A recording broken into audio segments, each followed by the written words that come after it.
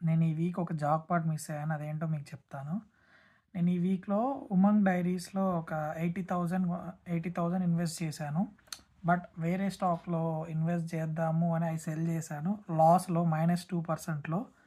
But ఈరోజు అప్పటికి అనుకున్నాను ఆ కంపెనీ జేకే గ్రూప్ వాళ్ళది ఇది ఖచ్చితంగా ఫ్యూచర్ ఉంటది. బట్ కంపెనీ అంతగానం పెర్ఫార్మ్ చేయట్లేదు. టుడే ఆ కంపెనీ షేర్ వచ్చేసి 20% ఇంక్రీజ్ అయింది. సో, నేను 80,000 ఇన్వెస్ట్ చేస్తే నియర్లీ ఒక 20,000 లాస్ పోయాను. Sometimes it happens. నేను అంటే వేరే స్టాక్‌లో నాకు బెస్ట్ పర్ఫార్మెన్స్ అనిపించింది. అందుకే ఆ స్టాక్ సెల్ చేశాను. సో, ఇట్లాంటి జాక్‌పాట్స్ కొన్ని మిస్ అయితా ఉంటాయి.